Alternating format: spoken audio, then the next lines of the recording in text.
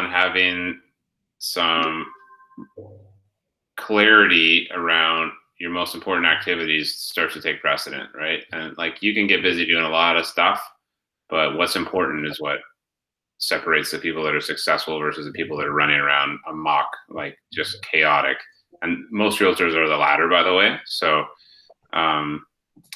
to figure out what it is you need to be doing versus you think you should be doing is the difference. So that's where we come in and okay, well, let's look at your schedule. Let's, you're feeling stressed, right? Got lots going on. So start highlighting the activities that are taking up the most of your time. And I know like family and events, and this is a weird year when we go down that whole road, but end of the day, let's look at what's distracting you from the stuff that you need to be doing. And then how do you get that covered? How do you, like, does it need to get done? Really? Or can it just like be something, it's a someday activity, you know what I mean? So yeah, hopefully that helps. And you know what it is, but sometimes you have to have that like 30,000 foot view to go, oh yeah, I'm in this rut right now of doing these things because it just feels like it's what I've always done. So what else? Any wins, any appointments, listings, sold, stickers you put up? Huh? Anybody? Feel free, shout out. Appointments, you like go do something you've never done before, knock some expireds or FISBOs, or have some conversations you're proud of, or learn something from? So I was actually yesterday, Shannon and Dylan and I were talking a little bit. So I shared my little, like I had planned on going door knocking, and then I found that when I'm driving around, I just kept driving around and never got out of the car because I was just like thinking of like what might happen or whatever. And then I kind of just pulled over and said, no, man, here, like just get out of the car and see what happens. And then because I had to pick up my kids from school, I only had about 10 minutes or so, but I still said, you know what, these 10 minutes are better than nothing. Good. I went to got myself out and was able to speak to both of those people. So then afterwards, I was like, oh, this is great. The first one ended up being a mortgage broker. So he was a little bit hesitant to talk to me. But then I just said, hey, do you have a card? Like if you're a mortgage broker, I'm just starting out. I would love to keep you in my network. And then he just went back inside, grabbed a few cards. And then I said, okay, well, is it okay if I give you my card? And he was like, sure. So just because I just stood there and, thought of it, okay, maybe I'll take his card. I was able to give him mine and kind of like build that relationship. And then he was kind of telling me that, yeah, it's really hard when you start off, but, it's all about networking. So we had that conversation. So that was good. So now I know if I need to refer somebody RBC, if I send him a referral, hopefully he'll return the favor kind of thing. And then the second house I went to, I realized after I left, because we had a good conversation about his driveway as well, I forgot to get his phone number. So then I was like, okay, just come back in a couple of months and then, talk to him again, because he plans on selling in about 2 years. So now my question is, should I have just gone back and knocked again and asked for the phone number, or is it better just to wait till next time? What do you think? Depends on. What do you think, Manveer? I'm thinking that just go back. Well, I'm thinking of maybe just going back. Yeah. In a few months and then, getting his number then. You should have gone back and went, I'm so silly. I really should have asked you your number. I'm thinking about picking my kids up. Can I grab your number from you? What do you got to lose? Yeah. No one's ever turned off by an aggressive realtor, by the way. Everyone thinks you're going to upset people and make them feel that you're too aggressive or pushy. But what do you want out of a salesperson that's working for you? Do you want someone that's going to wait for the market to come to them? Do you want someone to like hope that a buyer shows up? Or do you want someone who's going to go out and take action? So showcasing that aggressiveness is exactly what people want from you. The buyer came through. I know it was a perfect home for them, but I didn't get their number. Right? Like, think about that. Here's just an example. I drop my kid off at school every day. It's really annoying when they go, did you do the COVID protocol? And they ask me like 3 or 4 questions. And I'm like, yes, no, okay. And then I'm like, good. And I go through. But here's what is happening in the back of my mind. They're doing this to everybody. My kid is safe. Everybody goes through that gauntlet to get in the door, right? Same thing. Everyone's getting pushed through your screening process of being an aggressive agent, asking all these great questions. And they see that you have great questions asked, you're going to be the right agent to work for them. So, of course, go back to the door. Now you've kind of maybe a little odd to go back the next day. So now you send a handwritten note. It was really nice meeting you, and to the mortgage broker as well. I had a great conversation. I look forward to connect with you again in the future.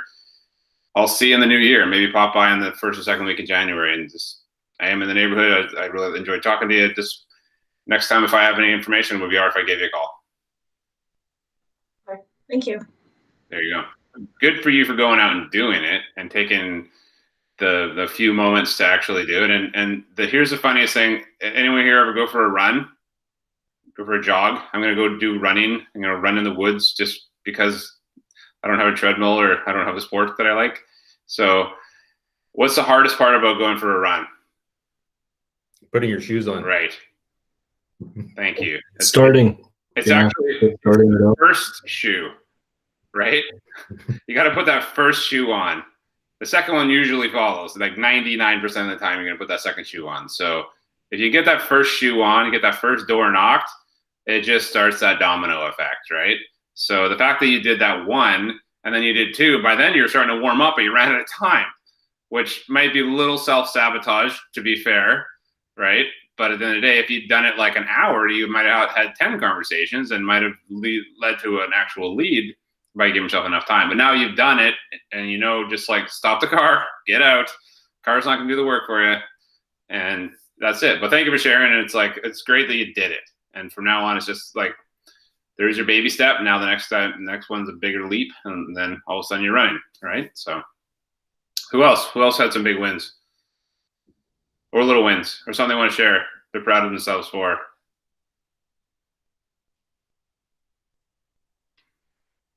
It's been a long week, you guys. Someone had done something.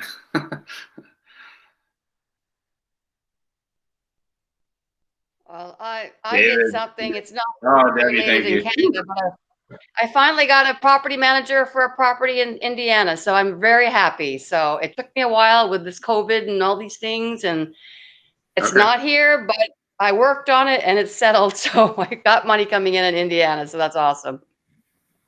Anyway, it's something little, but it's not related, but I'm pleased. So you own a property in Indiana? Yeah. Yeah. Okay. Cool. And new property manager. That's good. Anyway. Well done. Sounds like a challenge. It is. Yeah, I bet. Cool. Anybody else? Yeah, I mean, Neil and I, this weekend was pretty crazy week for us here.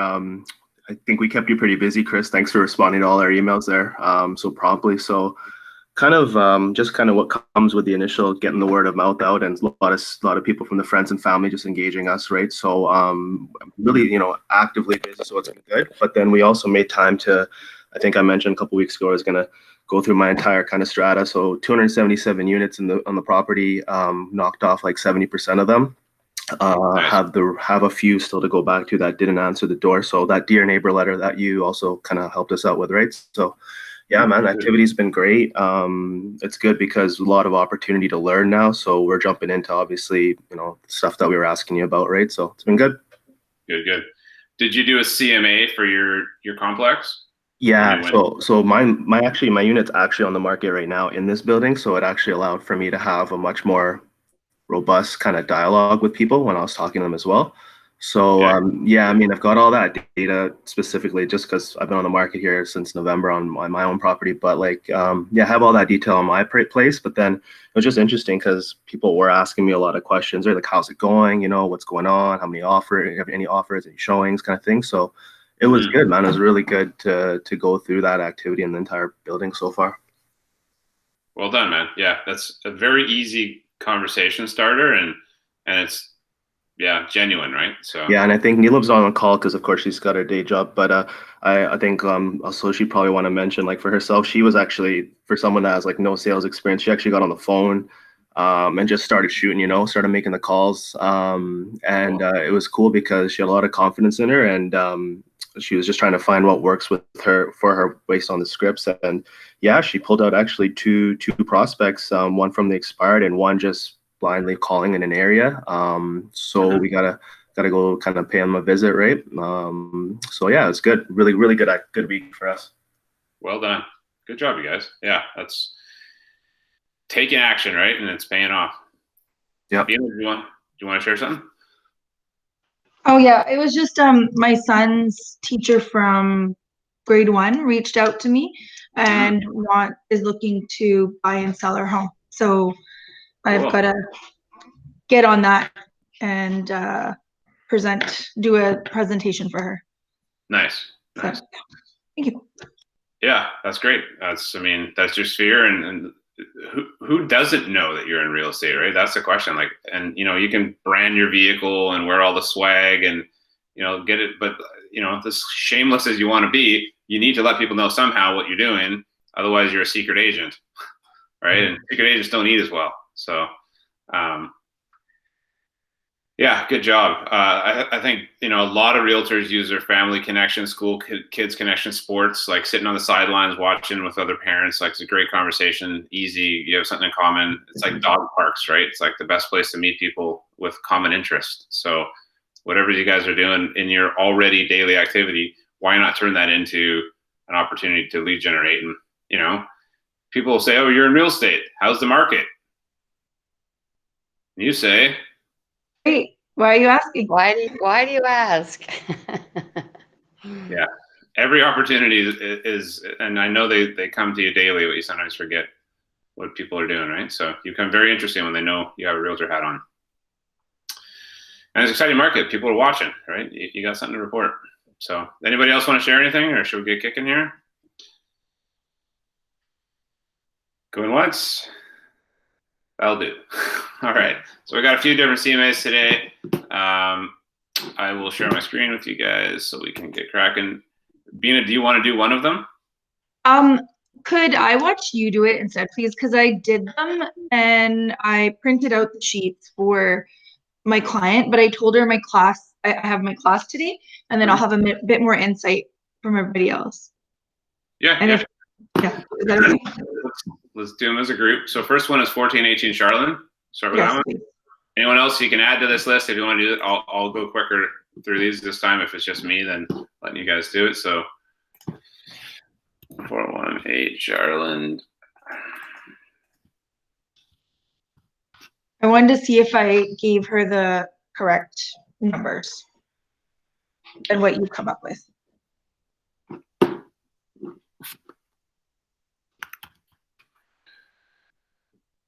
So built in 62, 7,500 square foot lot, 5-bedroom, 2-bath. They bought it for $439 in 05, 15 years ago. 2,300 square foot lot.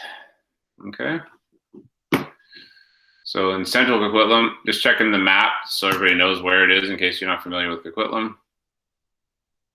So Charlotte is actually did a renovation on this house here. No, this one here, sorry. Nice little street. It's close to schools and parks. You're a couple blocks from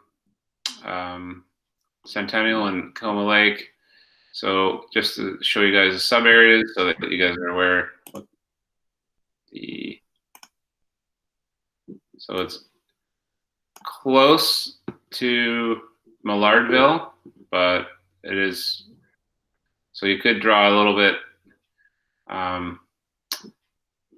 Yeah, I think we'd stay with Central Coquitlam, but maybe get that pocket of Millardville in there too, just to tighten up. Maybe Foster, Marmont to Mundy. You just double check that. How's that? So detached.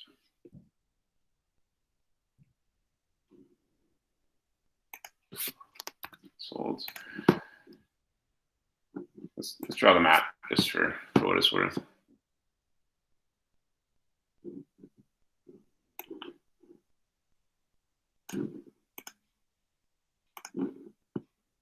So Foster, Marmont. Don't go too far down the hill there, or it ends up being pretty sloped. Like the nice part about Upper Coquitlam here, that especially on between Austin and Como Lake, is it's very flat lots. They're quality, easy to build. On this side, there's a ton of, like you can see these rivers going down here, like lots of streams, underground streams that make it challenging to build. Yeah, just the whole mountain is weeping water down it, right? So it can be, there's a lot of springs that affect build quality. So that's just knowing something about the area. You can talk to that. What should I put for price? Nothing. What range? No range. You know you're not supposed to answer. Oh, sorry. Okay, thank you. I'm trying to catch someone still. 6 months back, say. So do you know anything about the house? Have they done any more updated? Yeah. They got a new roof. The yard was recently leveled. They've got new blinds, new closet doors, and she's got a bit of a view of a little bit of the Fraser and a slight view of Mount Baker. Okay. And she just freshly painted everything inside as well. Okay. All right. So bedroom's 5'2", I think 4. Yeah, 5.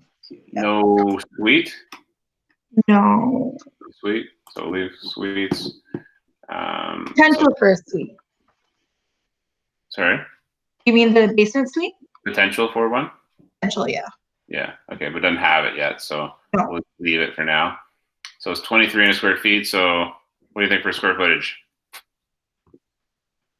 I can't remember if I did 2,000 to 25, or is that too small? Yeah, so you're 2,300. I would go a little higher than 25, but I think 2,000 to like 26 or 7, say. Let's go 2,000 to 26. See what that looks like. Ooh, that's a lot. So carves it down. So age minimum. Let's go. What do you think? You can keep unmuted because okay. Sorry. I think I did 1950 to 1970. Then I think I fiddled around with it a little bit. Yeah. So minimum like 30 years, let's say. Okay. And then I don't think you even need to do a maximum. If I do 40 years, let's see. 18. If I do 20 years. Yeah. So we'll see. So doesn't really matter. It's just one. Lot size is going to be more important. So just to remind everyone, this is 7,500 lot size, 7,505. So the width, is it listed? Good question. 85 feet of frontage. So bing, bing. Yeah. So that's a big important factor there. So minimum 66. Everybody knows why that is. You can potentially subdivide that.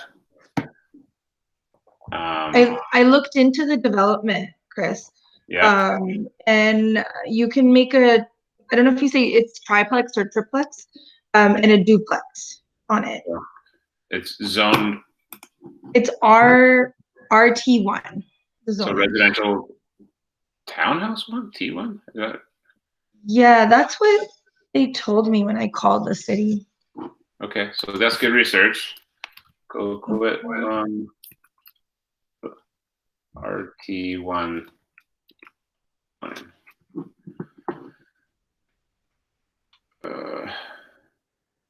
Yeah, are you trying to list this property? Yes. Yeah, she's still deciding. Can I say that again, Manvia? Okay.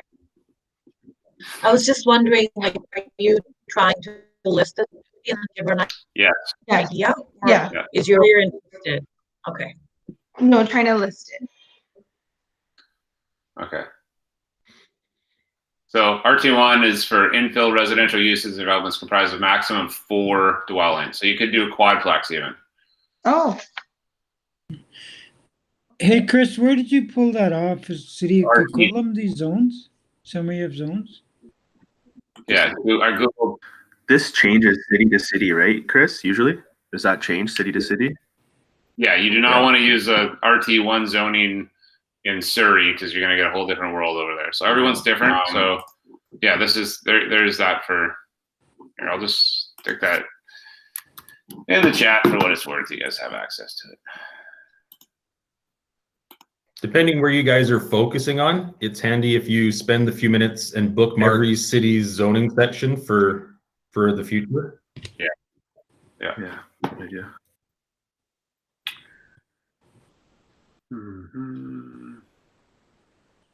So RT2 is townhouse, so that was my mistake. So RT1 is up to 4 units, which is good. So a lot of opportunity there for builders to make a cash flowing property.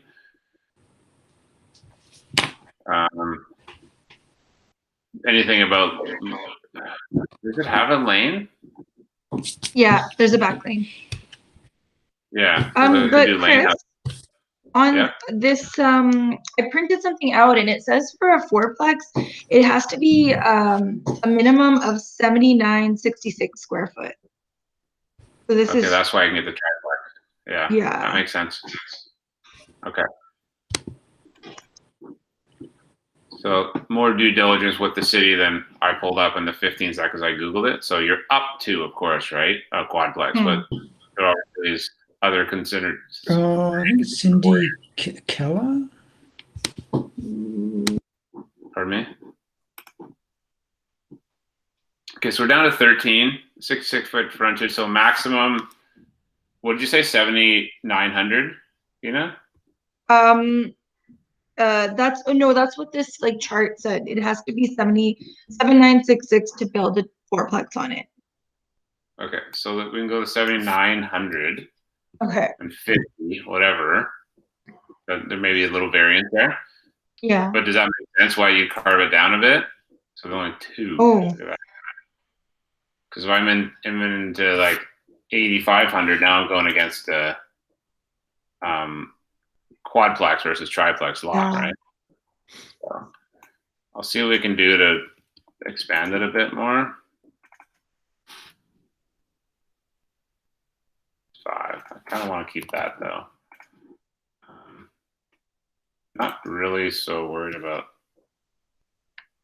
So Chris, we're also thinking that it's the possibility for a tear down, taking out the square footage of the home. Is that an option?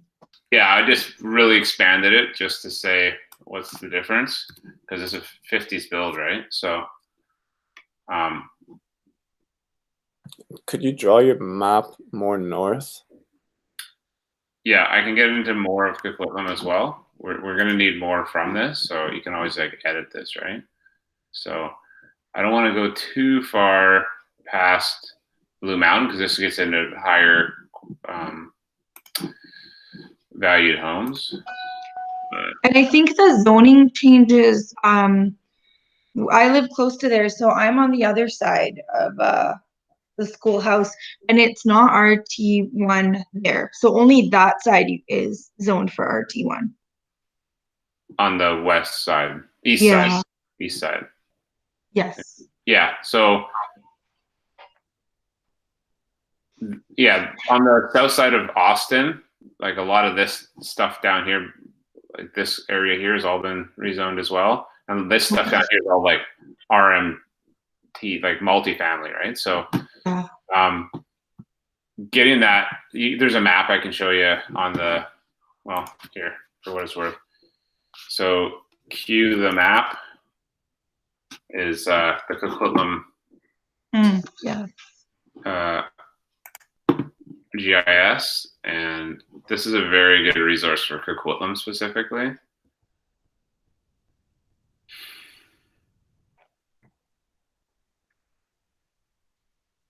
You guys have not used this to your advantage. You just chuck in, and most cities have a version of this, but Coquitlam's is actually one of the most useful and interactive. So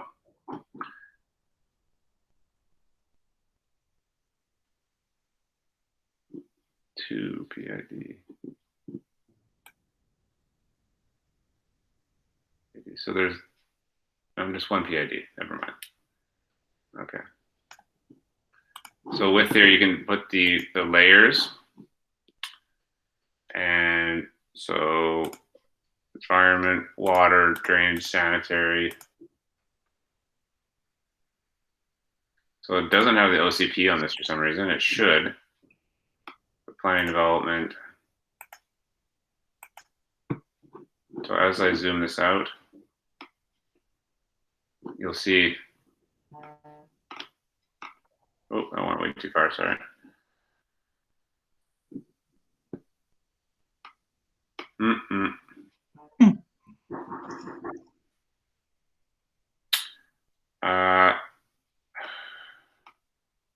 Someone's knocking on my door. Hang on a sec. Hey, talk amongst yourself. There it goes. Hello. Hi, Roger. Hey, Debbie, how are you? Good, how are you? I'm fine. Everybody having a good week? Yeah, it's been all right. Good. Good and bad. Well, let's just focus on the good. Yeah, focus on the good.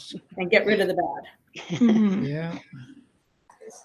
How's your week, Carol? Bad. Good. Lots of challenges this week with some agents with their challenges, but hey, that's normal.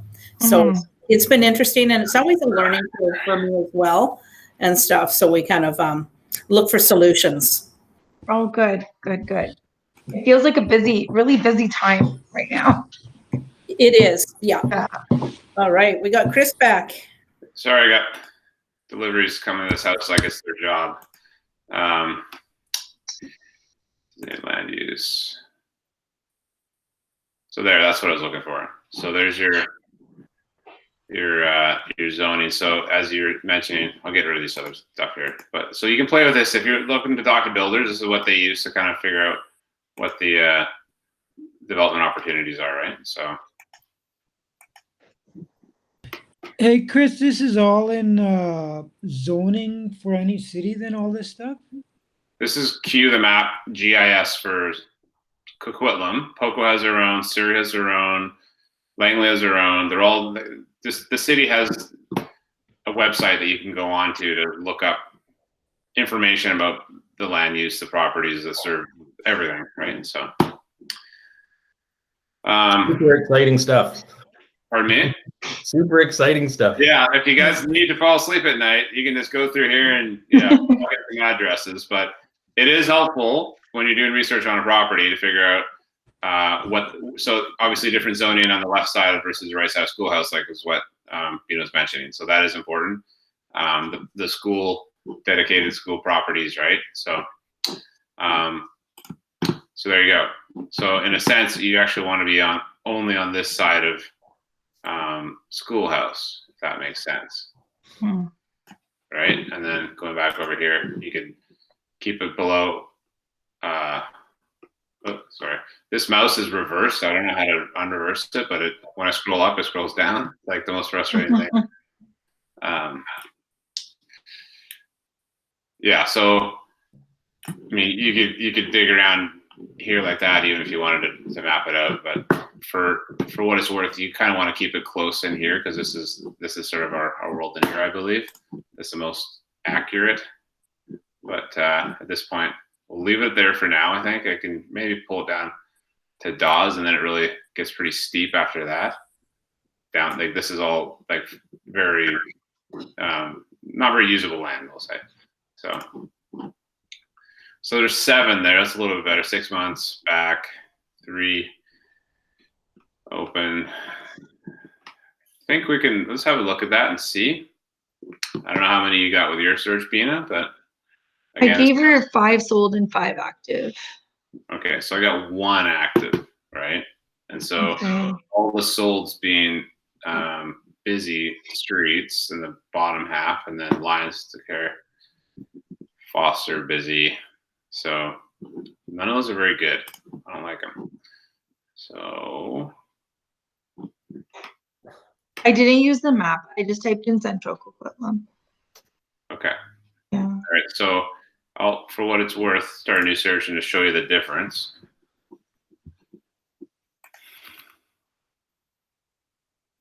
Get rid of the band. There's 9.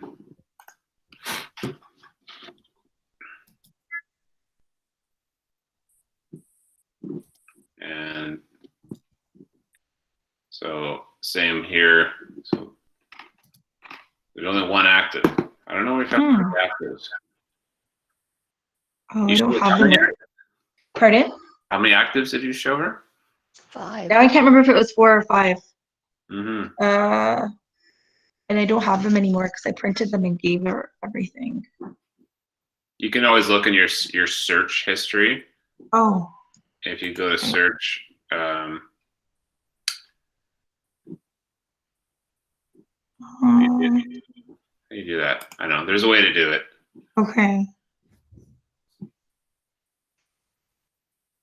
Forget how to do it. Anyway, someone else can teach you that. This is me to scramble and try to think that through. If anyone else knows how to do it, it's pretty easy to do. It had an option that said property history in the middle section of it. It's last search. That's what it is in the criteria. So you scroll down. So yesterday's or whatever, right? So a couple of days ago. That makes sense? Yeah. So there's today's here. So so that's it. So in criteria, just go to last search. 6 months back, 9. Did you go a year back? I think I kept clicking on it further. Whatever I could. Still not gonna show as active. So. Expand it because I started with 90 and then I just kept opening it up even more. Yeah. Maybe I think I might have done a year back. Yeah, I don't think we need to go a year back. I think it was probably the fact that you showed larger lots. Yeah. Right. So I can find a bunch more larger lots, and I think you're gonna have to do that, and just it's gonna push the price down. You got to remind them, like, okay, well, you're going up against a quadplex versus a right. So the Cypress, Rochester, yeah. So that's probably what you did. You got lots of sold. And I didn't enter the frontage. So there's 4 actives there. That's probably closer to what you did. Yeah. Looking like averaging closer to that. Does that make sense? Yeah. Okay.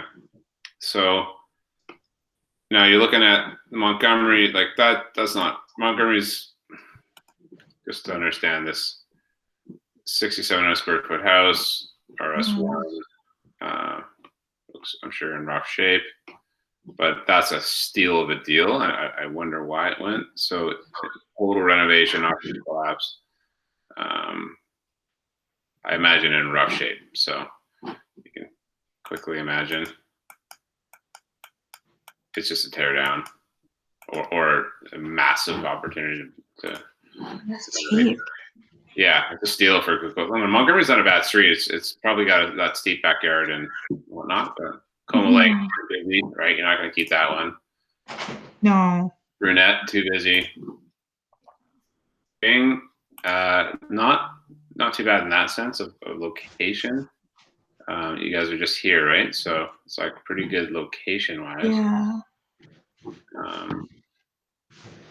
But it's built in 63 to 8,000 square foot lot. Yeah, that's, in my opinion, not too far off. Probably pretty original inside. Get the idea. No suite. So that's a steal of a deal. 1,045. Back in August, probably a little bit of work to be done there. So yeah, this is pretty close to Monday. Monday can be a busy street, but it also, if it's closer to the park, this is like a gem. Like if it's yeah, it's a little further south. So this is the busy part of the street. So yeah, busy. Yeah, I would say that's probably not a good comp just because of the busyness of it. Only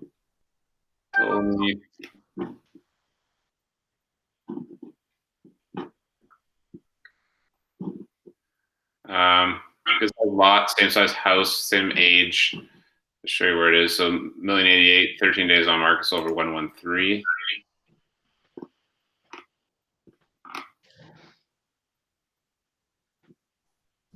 So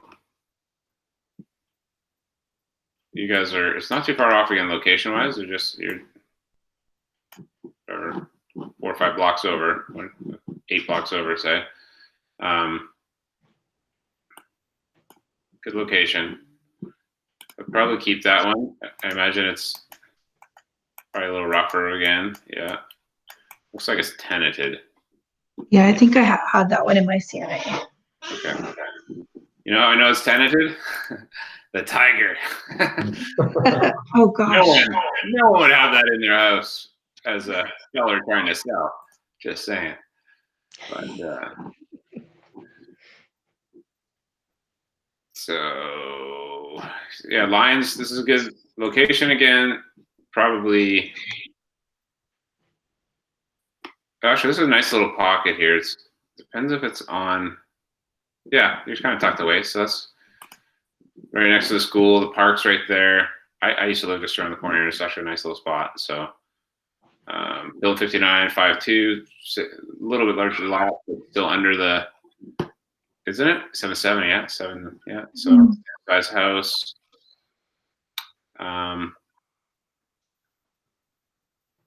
Yeah, looks interesting. Like a business out front with that awning. What is that? The carport. I think you can cover it with those cover things, maybe. Patio, yeah, like weird patio.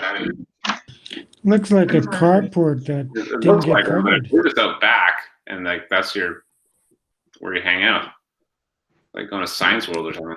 All right, not bad for what they got. I think for that property, it's a nice little cul-de-sac. The care, busier. Was a good price.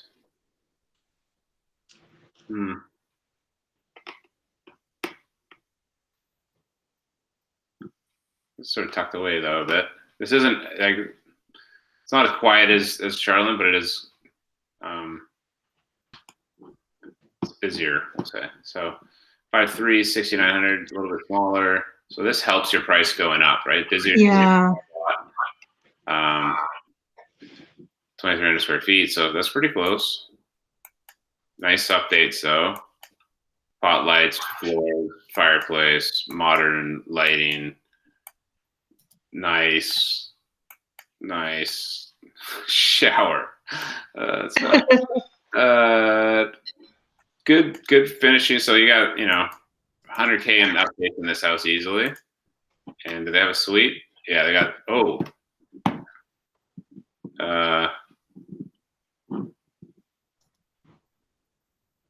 Didn't say anything, but 2 or 3 bedroom suite downstairs.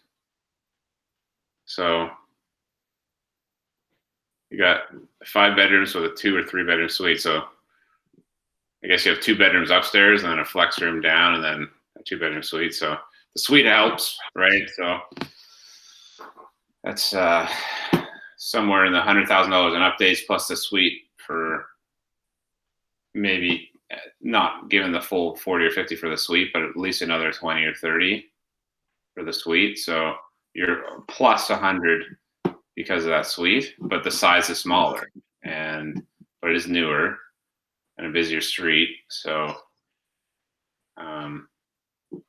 lots of plussing and minusing here, but I think you're above 1.1 because of this, but the location is really a situation where it's hard to give a true estimate, but like between 1.1 and 1.15, say, because of the updates in the location. So, but it's something to talk about, and everyone's having a good time. So Austin, this thing's been redone to the nines. It looks like sold. Yeah. they've dialed it. I'm sure. We'll just quickly peek, but yeah. Yeah, I Inside think updates. You got 100 plus in updates. New deck. Good sized lot. wow. But it's on Austin, right? Yeah. So Busy road. super busy road. Yeah. Bus stop right in front of you. That's always a charmer. So lot size, everything is good, helpful, and not sold. 53 days on market. That's because of the busy street. So, but you want to show them. Montgomery, more what you think for things on Montgomery to sell for. That other one is, there's something going on. Maybe like the whole house is sliding down the bank or something. But so 2,300 square feet. So it's got unauthorized suite, 4-bed, a little bit over that size on Montgomery there. So 1-2, it's a good price, 57. Updates, minimal. Whoa. Oof. Fire. Yeah. That's bold. And in the floor too. That's impressive. Different.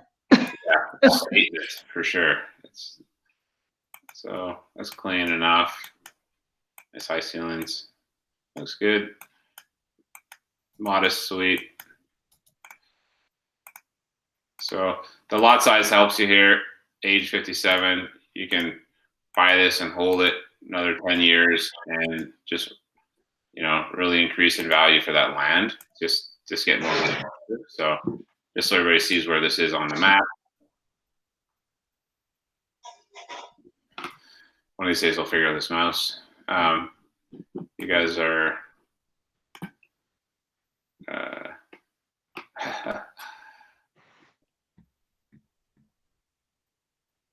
you guys are here. Sorry, Charlotte. So it's actually quite a close comp here, right? As far as walk away. A little bit larger, of course. So 1-2 decent updates, but the suite helps. So there's probably 40K for the suite there. 2,200 bucks upstairs and 1,400 down.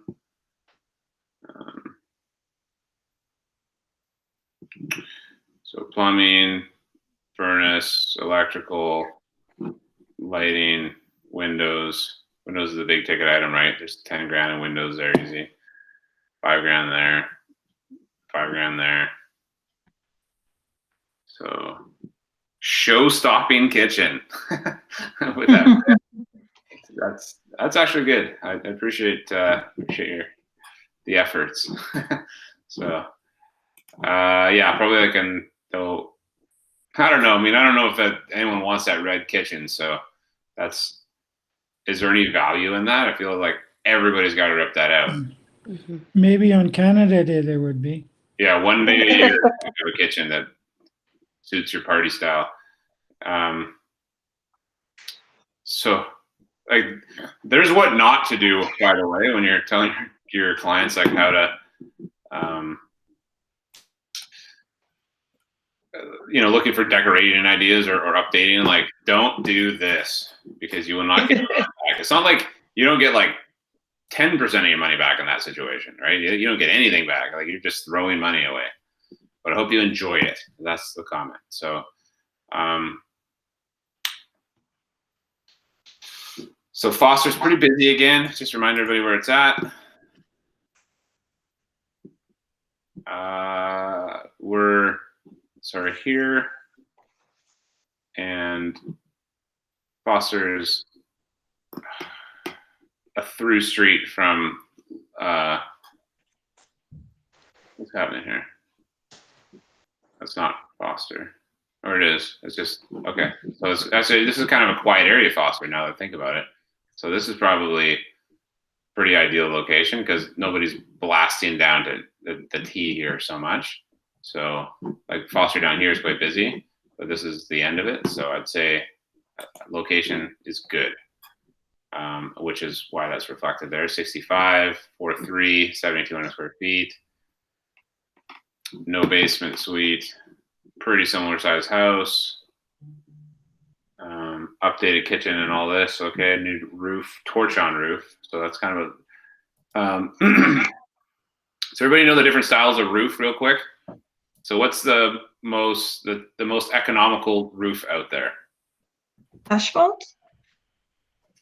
Asphalt torch on flat roof, right? You just put in slabs of asphalt and you just glue it on, and like that's what a lot of commercial, industrial buildings use because they're flat, obviously, but also they're very economical and nobody cares. And then you even put gravel on top of it. So just so you understand, a new torch on roof is like $10,000 maximum, versus you do a concrete tile roof is $50,000, right? Or like a rubber tile or whatever. So yeah, you got a new roof, but it's a cheap roof, just to put that out there. And builders will do this, like a torch on roof with a new build, and it's you have to be replaced, and they tend to pool up water. So anyway, know your product. Heat pump, that's great. Electrical panel, kitchen, hot water tank. So they've done a lot to it. We'll just have a quick peek at it. Looks nice, clean. Looks like unlived on. So take your black barbecue paint, fix that. Just a thought. We just did that to my grandma's house because we're getting ready to list it. She had that nice, pretty fireplace thing. It's a $10 job, and it's like it makes all the difference. Like it's a focal point in your house, and welcome to the 80s, right? So simple but important, in my opinion. Nice deck. Okay, well, 1270. That's pushing the upper envelope, and most of that's due to location, actually, because you are right next to the park, so you can take 30 seconds and you're into Mundy Park, which is a gem up there. So as you know, so but yeah, that's helping. Laurentian, busier street again, but building 71, 8,200 square feet. So this lot size is getting higher, where we're definitely into new abilities, and I believe that Laurentian, just so everybody knows, is, where are we?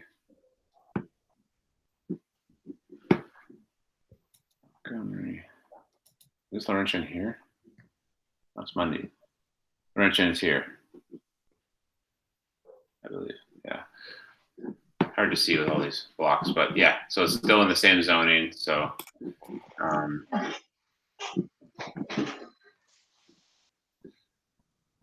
71, 2,100 square feet. Beautifully updated kitchen. It's funny, people do all this work, they put in all this money, and they probably made a really nice house, and then they go and list it with a discount agent, expecting the best, and it's stepping over dollars to save dimes, and it's unfortunate. We'll just say. Oh, they're hard to deal with as well. Hard to deal with. They're he sold it on market, but had he listed in a different world, I think he would have probably sold over asking. I mean, not great negotiating 2 days on market. Like, why'd you give up 15? Mm-hmm. So there's the commission that you saved right there. So anyhow, unfortunately, see how these photos look. Decent for discount.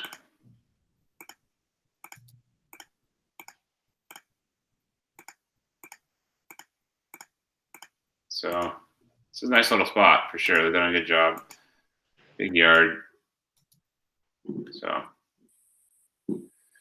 that's pushing it, but Laurentian's a nice street. It is a little busy though. So Mundy, busy street again, I believe. We'll just double check. Could be up.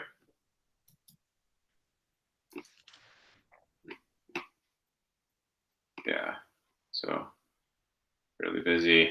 Whoa, moving along too much, but you get the idea.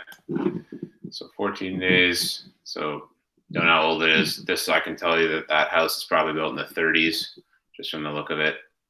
5.3, that's a big, that must have done some updates. 8,400 square foot lot. So the lot's really kind of pushing, sold as is. So it's probably in pretty rough shape, and it's owner and tenant. Okay, so have a quick peek. I like how they just have the zoomed in photo. So pretty rough. It's all lot. You can show them, but I don't even think that's gonna matter. Colonette sold 62.75. Wow. So this helps. This is actually really recent too. That's great.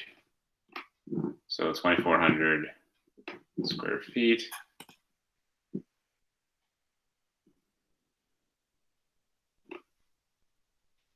I use this one. Yeah, this is a good one. It's a little superior location. Like you're 2 blocks Tacoma Lake, and or three blocks, whatever, and then the park here. Like this is a really nice park here as well. And then you got yeah, just flat, right? Super flat, and the golf course here. Sorry, that's what that is. 75. So that's, I mean, dead on, but your location probably bumped like $100,000 kind of thing, just for the where you're at. To be fair, we'll have a quick look and see what the update's like. So not a lot, right? So original, that's what location does for you. That's nice. It's an addition, but you know, probably like 20-year-old edition. Whoa. Trip back to the 70s. So decent lot, big. So yeah, and that helps, I think. But I think your location is gonna definitely push you down at least $100,000, I think, on that. To be fair. Okay. So, Dancy, this is a good one again because well, look at the days on market. They well overpriced it, but they actually fought a hard battle, hey, and pretty close to asking that many days on market, 8,000 square foot. So it's a little bit different price again, just or square footage again. So good comp though. You're right here, right? So yeah. Wait, no, you're here, but this is the other side of schoolhouse, so it's a different zoning. Just to remind you. Build 79.53, 2,400 square feet, unauthorized suite. So is it tenanted? That's why I took so long. Potential RT3 zoning. That's why it went so high. So you're not able to use that one really. You're RT1, right? So residential townhouse 3.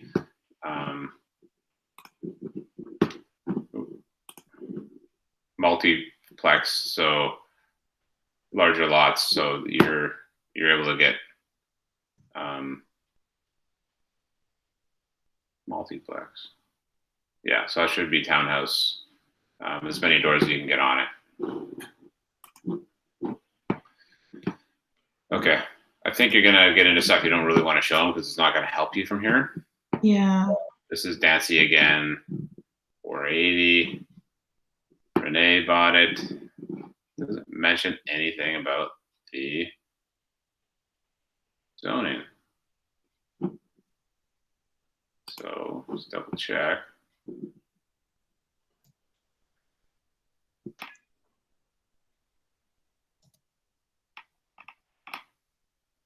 Bought it $1 million. RT1. Okay. So weird.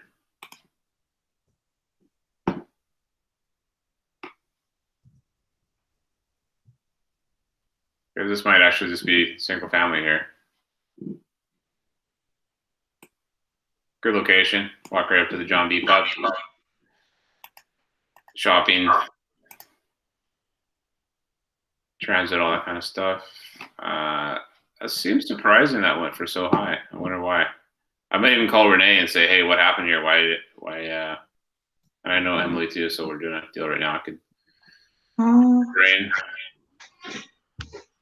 47 RT1, same zoning. So it does help if it's the same zoning, but it gives you an extra piece of property, right? Or extra door, basically, quad versus triplex. Mm-hmm. So I guess I'll bring it to their attention, but that's setting a pretty high precedent and it's going to skew numbers a bit. But it's the right thing to do, even though they are way higher, bigger lot. Yeah, I mean, we'll see, and you know, maybe there's something else in here that supports that. I don't know. So same size lot, Rochester, single family detached. So active, so 32 days on, 1.5, nothing happening. So this is just single family, and it's not active. It's not really helping anything. Rochester sold, RT1, okay. This is quite a bit newer, 91. So this is all just still a lot of house value. No one's going to be able to build on here for a while. Mm-hmm. Did you use this one? I can't remember, but now that I'm looking at the ones you're doing, I feel like I might have quoted her too high. Rochester. Yeah, I think this. Maybe this multifamily there. Okay, so. Yeah, this isn't a comparable home, and the lot is bigger. So, yeah. I mean, you can show, you know, just if you're thinking 145, you're competing against a 91 house with updates and a bigger lot that gives you an extra door on it for builders, right? Yeah. So, you know, you're I was thinking 1399. Yeah, I think that's a little on the higher end, right? Yeah, for sure. Let's just peek here and then we'll look back here. But okay, Cypress is like no way. No. And no, I didn't have that either. It's active. They're asking for the sky. Like it's a little bit larger, but yeah, that's okay. So checked.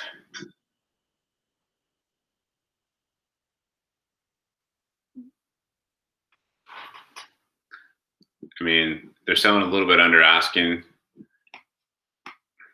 If I stuck that Rochester in there, it might help your this go a little higher because this is probably not far off. Like you just don't want to over promise, right? Like yeah. So 1, 2, 3. Yeah, I mean, I don't see how things are. How many actives are there? There's only one active that we sold. So you can sell it, show more actives, I guess. I think my range was like 1.2 to 1.5 for the houses that I had. Mm-hmm. And then Hiroshi had helped me come up with the number of 1399. And then we could test that for 2 weeks and then reduce the price. Or would you say that's still way too high? This is 1399. 75 to 62, 2,400 square feet are S1, so different zoning. So sort of 134, just to remind you, as a suite. Oh, I didn't have a suite. Sorry, wrong one. Okay, older. So this is the map. Like this sold in a really nice little pocket here. So like this is West Coquitlam. Like prices go up by 200 grand across the other side of Blue Mountain, right? Yeah. So you're kind of like the far west of Coquitlam Central, and like again flat, like really prime area here. Mm-hmm. You know, anyway, so the zoning. Some of the ones I looked at might have been on the other side of Austin. I think that's why they were on Poirier. Poirier is busy again too, though, right? Yeah. Yeah, I mean, not wanting to underprice them, but I think at 1.3 here at Monday, that's tough. It's a big lot, but that's the only thing that's got going for it. Yeah. What would you suggest?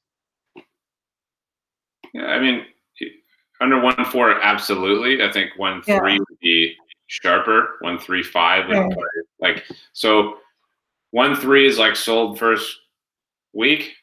1.35 is probably a month on, and 1.4 is a sort of 60-day to someday price. Okay. And like, is it, so they've got a new roof, they got new lighting. Still has a new furnace. I forgot to mention. Yeah. It's in really good shape. Kitchen, bathrooms, flooring. Yeah, she had the flooring redone. Bathrooms, they're older style, but they're in really good shape. Okay. Huge deck, huge yard, lane access. Yeah, the lane helps for sure. Yeah. I forgot about that lane actually. Yeah, I don't know. I mean, 1.35 to 1.4 is maybe attainable with the lane. Right beside, like right in front of it. I think you have to you can access it through the alley in the street right across from it. There's 3 houses that were built on one lot. And they went for like over $1 million, like 1.1, 1.2. The lots did. The houses. So they built 3 little houses on one lot. So that's what I was thinking that could have affected hers. Yeah, so that's the other side of your research now. I'm not going to do it for you, but looking in the area of what has now sold for builders, and then working backwards from those numbers, and that's how you get your true number. So if everybody understands, you're gonna all 3 of those sold. Let's just say 1.1 for ease of math. So you have $3.3 million in real estate that just sold, and they have to take the cost of building those at $1.50 to, I don't know, 200 square foot, just for simple math. Let's say it's 2,000 at 200, and so there is $400,000 per house to build, plus the cost of the lot acquisition, plus the servicing, the parkland parkland. What's the word I'm looking for? Acquisition? No. Dedication. So you have to builders have to pay to dedicate a certain amount of their land for park use, because whatever, anyways, it's about $50,000 there. What else am I missing? Anyway, so you kind of go through your checklist of what that is and work backwards, and then you kind of figure out what someone's willing to pay for the lot, if that makes sense. Okay. And I've done this before, but here's an example of it, just so you have that to work backwards from.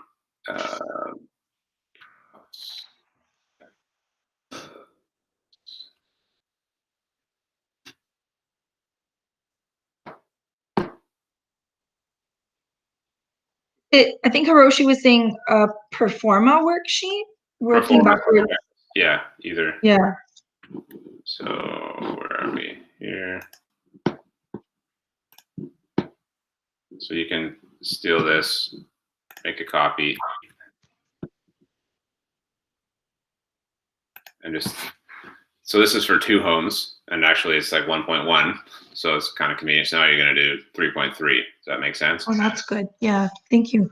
Then there's your demo costs. Obviously, if it's got built in the 60s, it may have some asbestos, so you have to consider that.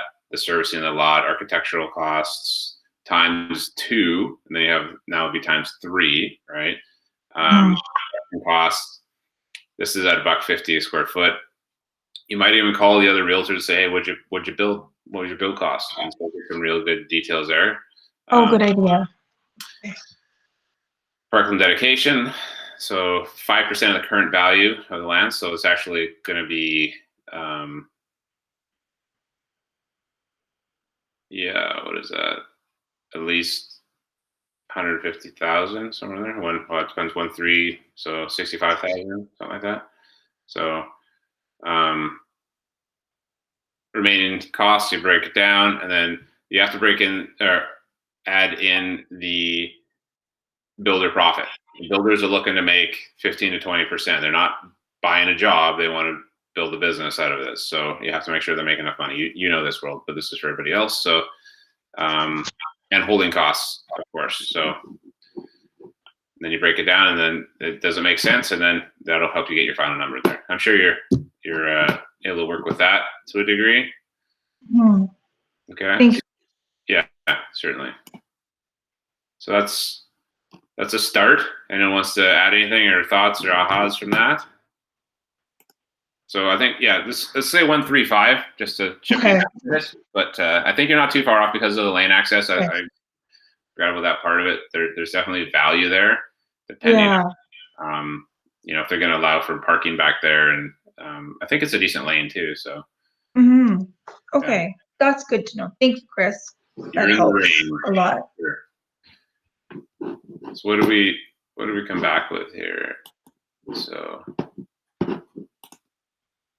we had 1,204 for average sale price, but some of those zonings were different. So I think I'd probably list it at 1.3. Okay. Because I'd like to be aggressive and sell it, and the 1.39 was Hiroshi's sort of see what happens price. Hoping for the best, but that's the someday price, right? Yeah. Getting their motivation. Do you want to have people coming through? Do you want to have, potential COVID exposures, like, having your family packed up, all this stuff? Like, let's do it fast, let's move it along, or do you want to try? And trying is months of stuff. Totally. She didn't want months of it. She is, time is of essence to her. She wanted, this is the strategy we were thinking of going in, listing it for just this many days, and then accept offers on like a Monday or Tuesday. So list it like Thursday, Friday, Saturday, Sunday, and then open for offers on Monday or Tuesday. Sure. Yeah, I would. The more time you give it, that's what Hiroshi was suggesting. You could do it like a Monday or Tuesday. Like, when would you be doing this? New Year? As soon as she was ready to list, then we would. Yeah. Well, you'll want the whole week of getting eyes on it over the MLS. You can allow people in, but you can then just have appointments only on Saturday from 12 to 4 or whatever it is. For you guys, and then just schedule people in that way, and that'll help protect. Safety obviously, and then just giving people time and scheduling it. So, but you'll know when you list it if you do one and you're getting no calls. If it's too high. Either your phone will start ringing, or you're gonna be like crickets, and okay. Yeah. So. Okay, that's good to know. I'll tell her that. Thank you so much. Yeah, no worries. All right, shall we do another one, or is anyone else? Should we move right along? The other one was on. Where do we go here? Dancy. Yeah. So 1551 Dancy.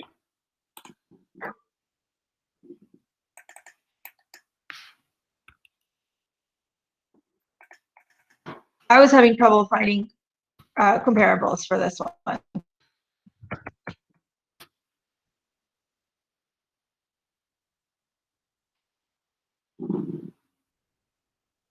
So they tried to sell in 08. Oh, wow. Yeah.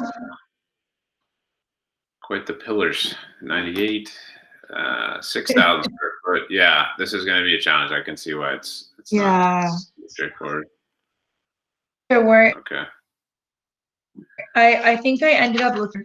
I couldn't find a lot of anything directly comparable in Central. I struggled with this one. Yeah, you're gonna have to go outside of Central. The lot size is very unique as well. Sorry, I'm at Westwood Plateau. That's where I was. Yeah. Yeah, the lot. Let's And it's a corner lot. yeah. So just show everybody where it's at. It's not far away from where we're just looking, but so you get some set. Whoa, what? Never mind. Let's just do this. 1551 DNC.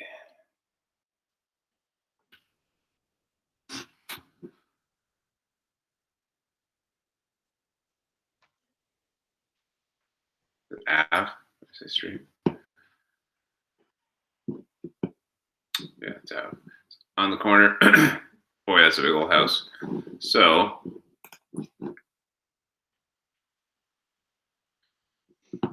boy, this is your neighborhood, hey?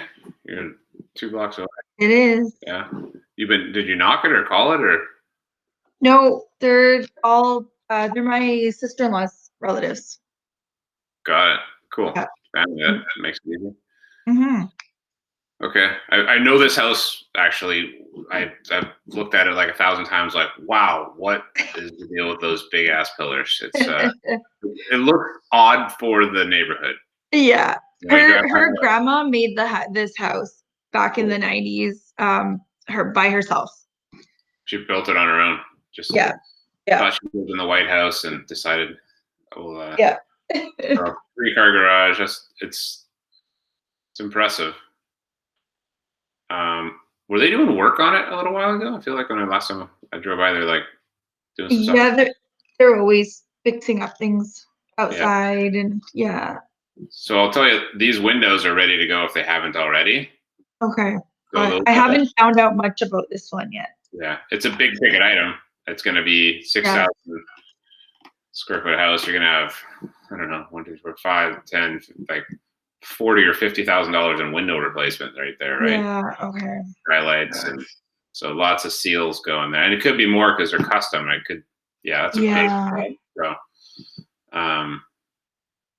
I don't think they've had those changed. Yeah, no, I'm sure. It looks, I can just tell by the style. So, okay. Start from scratch here. Get rid of these. So active sold. I think we might just go Coquitlam to start because of the size of the lot and the house. So, okay, let's rein it in here. Okay, so price, where do you think we should put? Anybody? Any takers?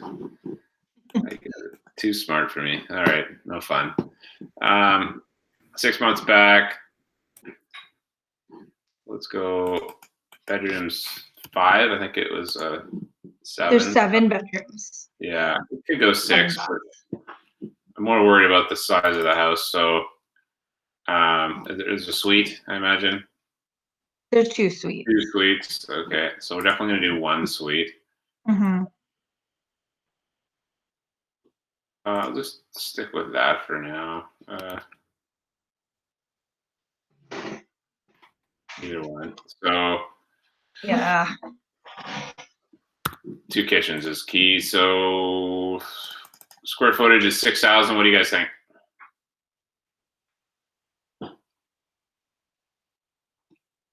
Minimum. 5. You guys can all play along. Let's go 4,500. And then, thank you. So 1. Yeah. In all of Coquitlam. So we have to go a year back. There's 10. What?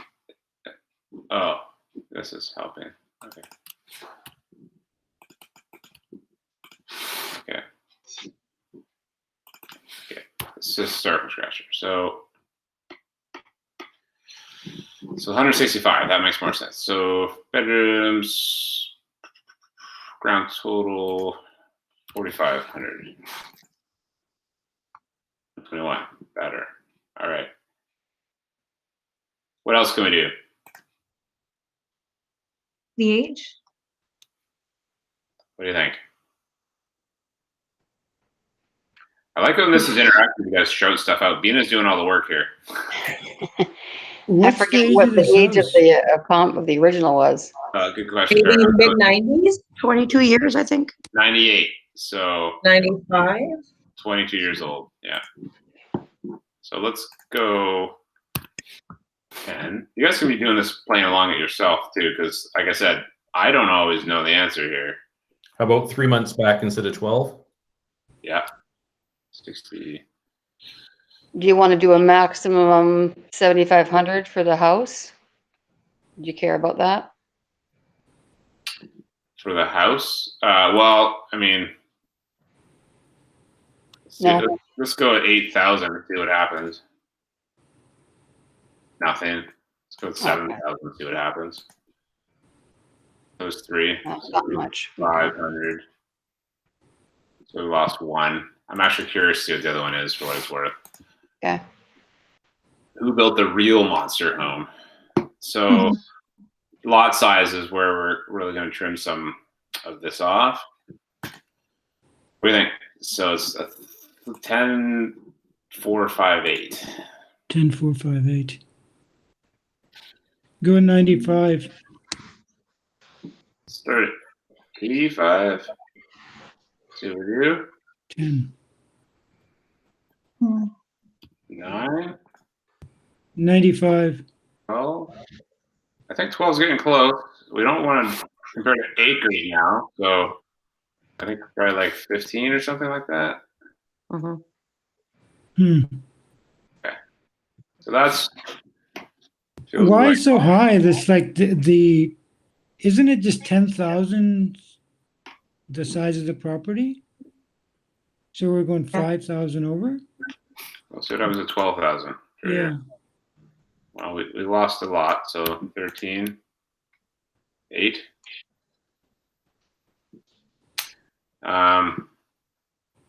So the one thing about this is actually, so it's a corner lot, and it's like, just to remind you where it is, it's this one here, right? So it's in a nice like pocket here. It's not like it's, over here somewhere where there's, no real value. You have a big lot on Carp or Montgomery or something that just falls off into like ravine. But this is actually like good usable space for a long time, and eventually when they do rezone it, like that's gonna be, you could put like 5 or 6 townhouses on this one lot alone eventually when they do tear this thing down. So there's a lot more value in the land here, so you don't want to. It's going to be interesting comparing to stuff that we'll have to see how the other ones at this size a lot compare. So I don't want to carve off too much, because we're really going to lose a lot of them because they're not going to be Terrible.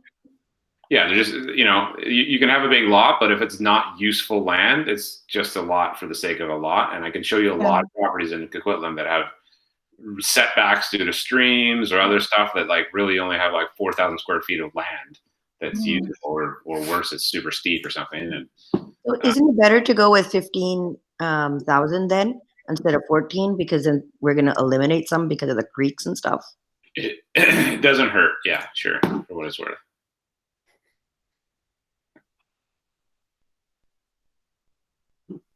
So, let's start at the top. So, Medina, Coquitlam East, not a bad comp actually. It's closer than probably some of them, quite a bit smaller. So built in '89, good comp for age. 6'4", pretty decent. Lot size is pretty close. Yeah, but you're 1,500 square feet smaller. One suite, obviously, and there's the difference. Oh, and this is only 2 stories as well. This is 2 stories with a basement? Their house is 2 stories. No basement. No basement. Yeah, so you can see just that it's a big, expansive structure. Yeah, lots of garage space. Like it's a palace. and this is just a big house, just to be fair. Mm-hmm. So here's the problem with the palace style is it has a very specific buyer, and it was like you said, like the grandma built it custom. So there's going to be some features, like I haven't been inside it yet, but I know, as we all do, that people get quirky and like, I'm going to have this over here because this is what I want, and no one else. It's not a red kitchen, hopefully, but you get the idea that people will be fairly.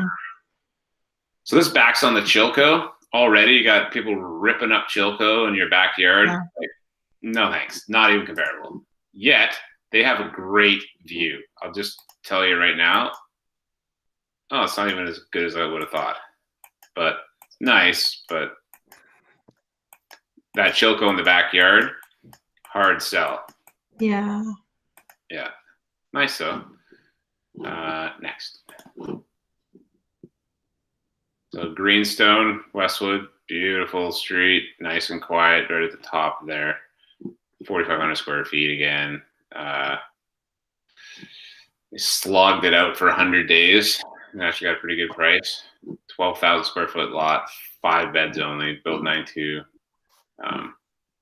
But here's the thing. So people are looking for a lot of space, a lot of privacy. They will look at Westwood. They will look at Coquitlam Central. And some people are like, well, maybe things are a little different now. Not as many people commuting or less time on the road.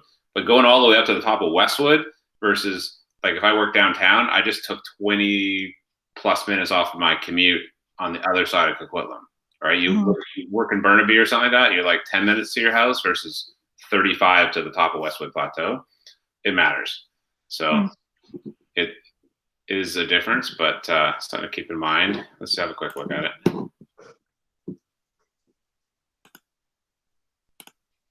Those are cool stairs. Interesting. Looks slippery as hell. The whole thing looks like it's an ice rink. Interesting. Tiles. Yeah. I just want to see the kitchen real quick. So, yikes. So, I can't get away from those tiles. They're terrible. So, big Westwood mansion built in the 90s and stayed in the 90s, it looks like. So, not much. You get the idea. So, that's very, very bottom of the pile. I'm not even sure if it's comparable, but we'll just stick it in there to not lose hope. So this is more of our competition. Central Coquitlam, 10,000 square foot lot, 7 bedrooms, build 97, 5,000 square feet. Looks like a palace. Someone's custom build.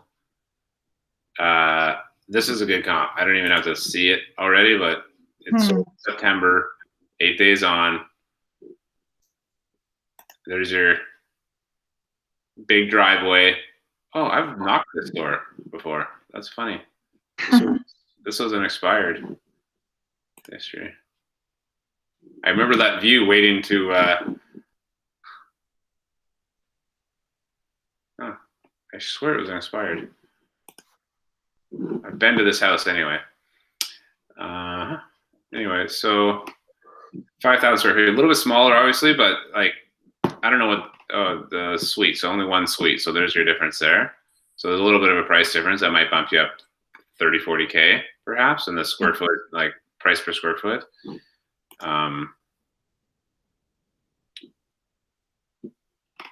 Yeah, nice and comparable. Yeah, that's a good one. Yeah, I think that's as good as you're gonna get. So, did this come up in yours or no? I think so. Okay. I think I only had 1 or 2 that were directly comparable. The rest were in Westwood Plateau. So, like kitchen white, like underbuilt, hey, for like 1.6. Can I get some stone and maybe not IKEA cabinets? Like, look at that hood vent. It's just incredible. Like so, like basic. So like no money spent in the areas you should spend money in a house like this. That's incredible. Basic carpets and like blue ceiling. I can just rip this house apart. So looks clean, but it sure needs some lipstick.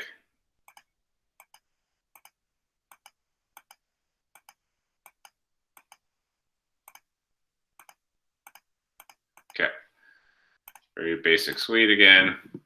So 1.6. So I mean, I would imagine if this woman did a custom build, she probably got. I mean, it would have been in the 90s, so maybe she. You have to see. It's this is probably a two-stepper, right? Because you can look at these and go, okay, well, 1.6 here, basic arborate counters and crappy cabinets and all this, but now you're going to have to go back and add up what the updates she's done are. So Parkway, busy street, but is this Street of Dreams? I always get it confused. No, it's Plateau. Look at that. 14,000 square foot lot, 7.4, built 2000. So,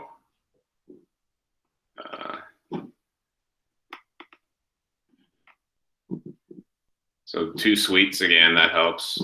Very similar size house.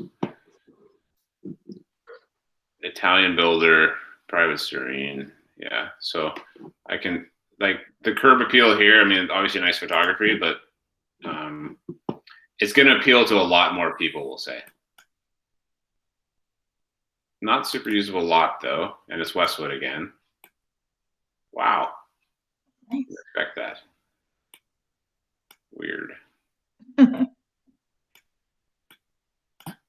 view's nice. Yeah, for sure. Certain tastes, right? So there's your suite. Whoa. Leca de vino. They should have put some bottles in there. Wow. That's nice. That's what you're paying for. Oh, yeah.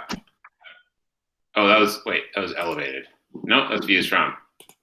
Elevated. Got it. So big piece of land, but is it usable? Not really. It's all tiered down here and stuff, so you can't really expect to have a lot of it's all front too. It's a huge front yard. Okay, so a little bit newer. It's a good comp. The lot size is probably still comparable. I'm glad we went up to 15. Thanks for pushing me back that way, Debbie, because it's important to look at that considering that the land's not very usable and you're never going to be able to subdivide this the way you will the other one. It's so far from being subdividable. You're just not going to, like, it will happen. It's just the area that we're looking at, all the other houses around there are already rezoned RT1. So you could likely see that happen a lot faster, and just that means, quicker money for people, right? This is way up at the top, right? By the way, so yeah, you're pretty close to like the last house up here, and that's like you don't understand how much snow they get. Who wants to shovel that driveway? I had people that bought up on Greenstone. They're like, dude, why didn't you tell me how much it snows up here? I had to change my car. So it's a factor. That driveway is awful, actually, when I think about it. Plateau Boulevard, 1750. Parkway, Plateau. So Plateau, this is Street of Dreams, I believe, right? So I think I had this one. I think. Good size lot, good, like same size and bedrooms and age, very similar at least. Sold in March. 4,900, so a little bit smaller again. Has the suite. Street of Dreams, yeah. So custom Walmart build, nice quality builder.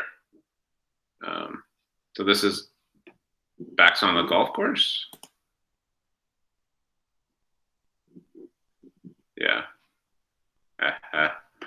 One of these days I'll figure out this mouse. Sorry, folks. Very hard to watch. It doesn't back on the golf course. What are they talking about?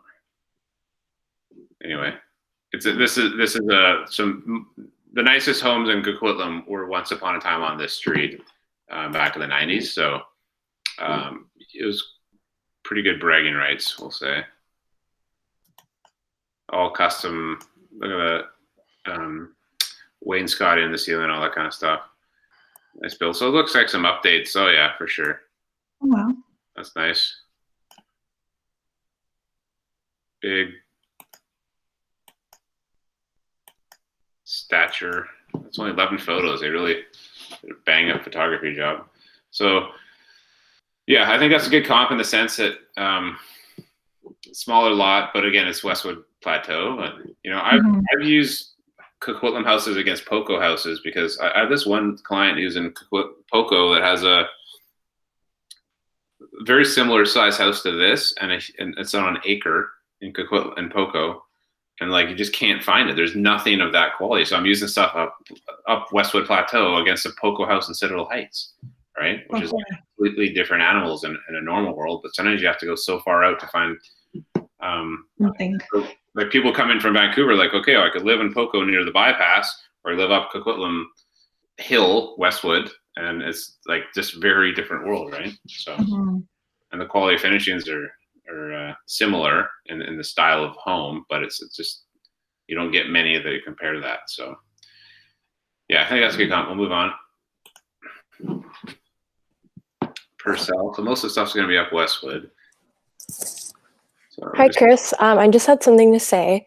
So I used to live in Westwood Plateau, and now I live in Port Coquitlam.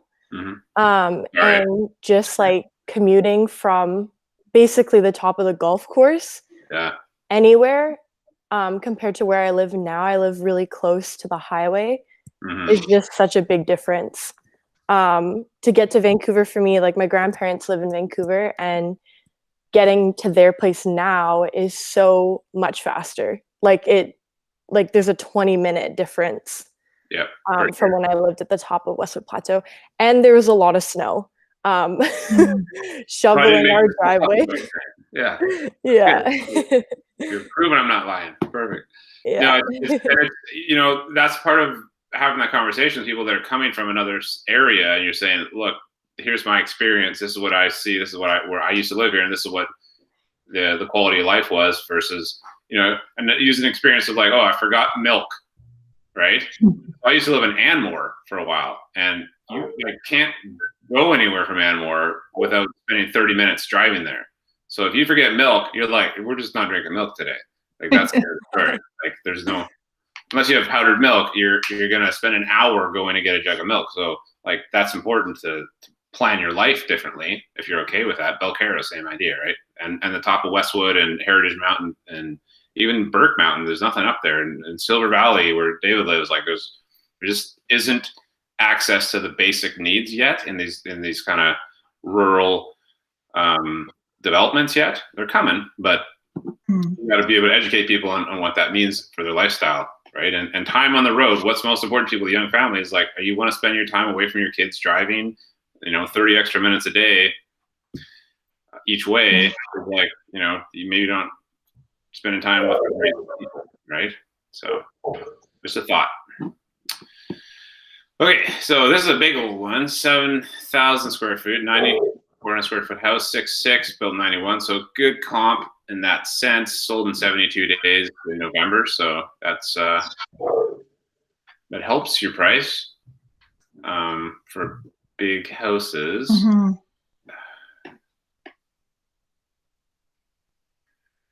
Because these are in Westwood Plateau, Chris, then would you say the Central Coquitlam ones that would be worth more than what the Westwood Plateau is saying? Yeah, I think the land. So let's just do a quick tax here. So land tax, land 885. This is Westwood. 1,087,000. That's 981 square foot lot. 1,400. This is gonna be big. Whoa, it's not as much. See, look at that. So there's not as much value to that land because it's not like you put that size over on Charland or something, or you're at like 1.5 probably. probably, right? Okay. Yeah. And then here's Ammon one just over. So I'm not completely convinced yet. Greenstone back to 1-1. So okay, maybe 1-5 is a little bit of a jump, but they probably 1-2 or 1-2-5 kind of thing, right? For that 15,000 square foot lot. Yeah. And then this one is Nadina, which is backing onto Chilco. So okay.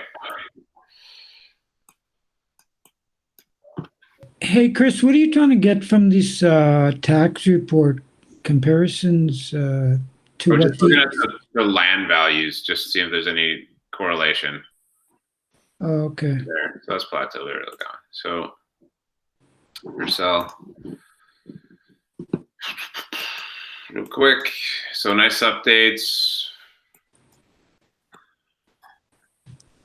Can you really compare land in Westwood Plateau versus somewhere on this Danzy Avenue? Like, Well, that's what we're saying. really a lot different. No. Quite different. It's location. It's always location real estate, right? So, yeah. But at some point, you're not looking at just location because there's just not enough competition for what we're looking at for this unique of a house. There's just not that many 10, like, yeah. For what it's worth, I'll show you what's 10,000 square foot lots are in Coquitlam with big old houses on them. So this is nicely updated. I think that's, showed well, caught someone's eye. It's a huge house. Authorized, unauthorized suite. So they did a fair bit of work to it. So probably 100K in updates at least with this style home. Those are those same windows, right? Those are gonna have to go soon. That's even more than the one we're looking at. That's 7,000 square feet of windows. So keep that in mind. Firestone. Whew. Yeah, so good size. A little bigger. Got the legal suite. This is in August. I think I remember this one coming on actually. Yeah, this is so Firestone. Nice street. Right. Yeah, that's the thing. You might as well be in Whistler, right? you're right at the top there. This is where I sold my clients here at Chartwell actually, and it was I should have bought them a snow shovel as a closing blower as a closing gift because they didn't like that much. So good size house. Yeah, just have a quick peek at it. Very ornate.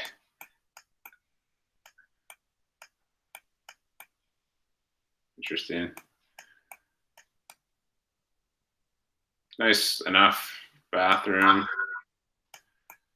So this gets you 2 million in Westwood. It's pretty nice. Backyards. Sauna. I don't know where the $2 million is for me, but I can sure go buy a lot nicer stuff for $2 million in my opinion, but good for them. I'll stick it in there because it helps your pricing as far as solds, but it may not be. So Plateau Boulevard again, Street of Dreams. So gated, 10,000 square foot lot, 7.6, good, a little bit newer. 63, so pretty close. Got the unauthorized suite and 35 days on market. That's pretty good. That seems like pretty well priced. So one would hope this is so that tile roof, right? Like very nice curb appeal.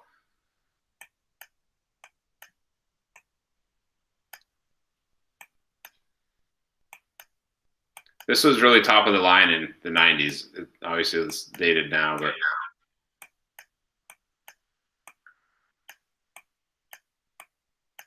the inside of theirs is similar to this. Okay. Yeah. Nice big deck, private backyard. That's cool. Yeah. So in July,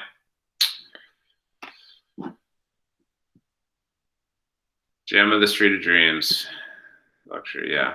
Obviously needs some updates, but it really is good quality finishings. Look lightly lived in, probably. Might have been someone's second home kind of thing, even. So a lot of these ones are up there. They're satellite homes. Must be nice to have a $2 million fifth home, but that's where we live. So Plateau again. So everything that is really comparable on Street of Dreams, right? Yeah. So you can buy this mansion, the one over that other one that was called Palatial, or Street of Dreams. Yeah. So that's what you're kind of putting people up against, and that's just the conversation you're gonna have. So Okay. here's a lot here, 7.6, built 96, so really good age and bedrooms. Larger house here, unauthorized suite, Street of Dreams. They're all by Always a realtor. Pardon me. Ustream. Some, yeah. They tend to have a lot of buyers from wealthy parts of the world. So, so I don't see much in renovated, high quality marble floor, cabinets, counters, appliances, high ceiling LR.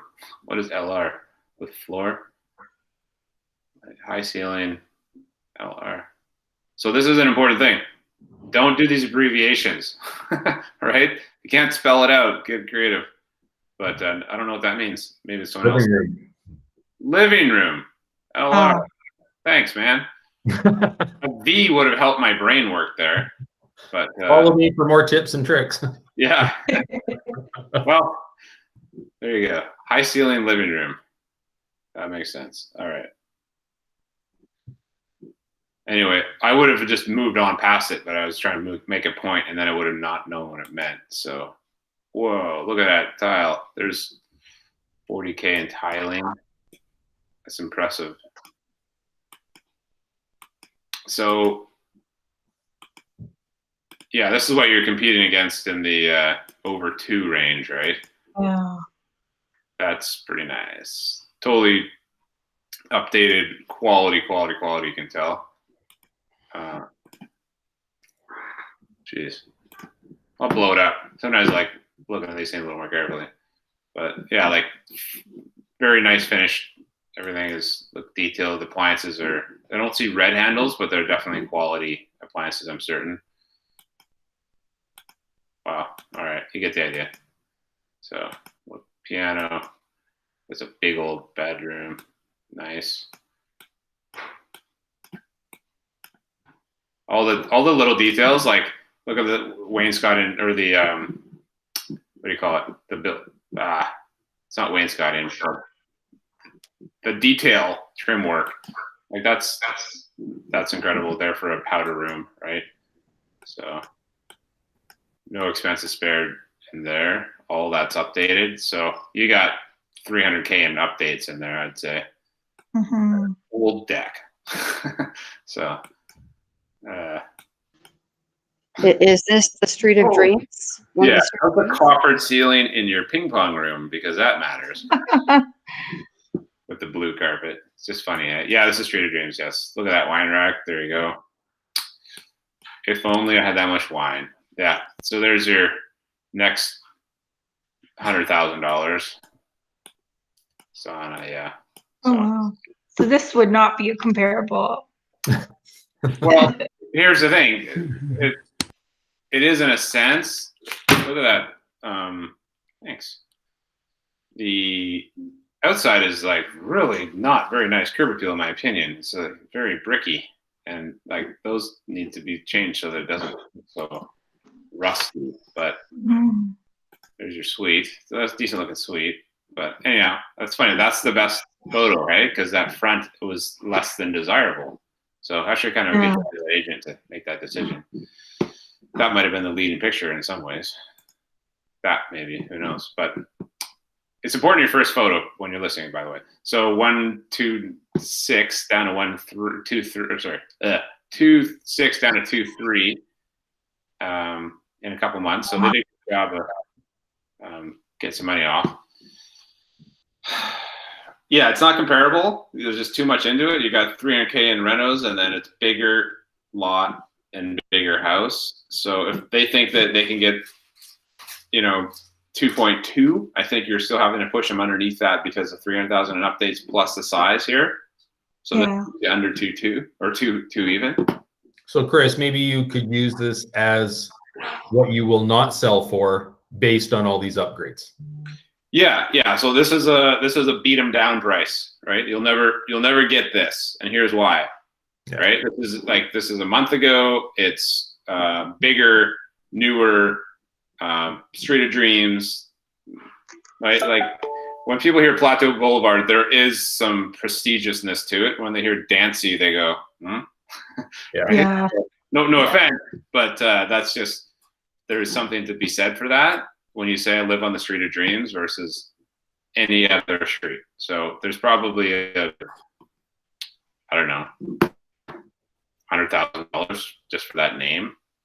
I have no idea. Don't quote me, but you can use it as we're sub 200 or 2 million for sure with that. So sure, we'll stick it in there just so you show it to them, but it'll probably skew the numbers just to remind you that part of it. So you got this active 11 bedrooms. So it's a hostel. Whoa. So 150. Oh, it's identical. 7,000. Yeah, built in 77. I do want to have a peek at the bedroom. Looks exactly the same. Yeah. Wow. Can we see the ping pong table room on this one? Yeah. It's the home theater is like just on his bedroom with a tube television. So there's a very dramatic dark kitchen.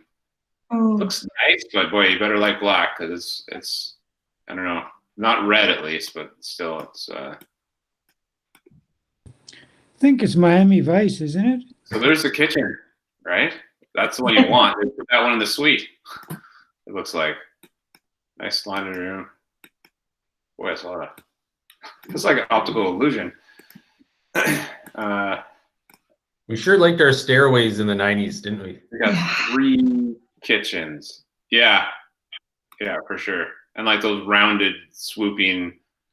Anyway, so that's quite the house. Yeah. And it's not sold, so good luck, Young. But I feel you're only one unauthorized suite, but I saw 3 kitchens, right? Kitchen, yeah. So, okay. Checked. So 1882 at average sold price. So you're under the. I think you're not far off from that, to be fair. And I don't know what the updates are, and I would have a hard time being able to give you a market evaluation true without walking through the house this big. There's just too many variables. Like if it's like a 2,000 square foot house, it's only so much. But like if you have to update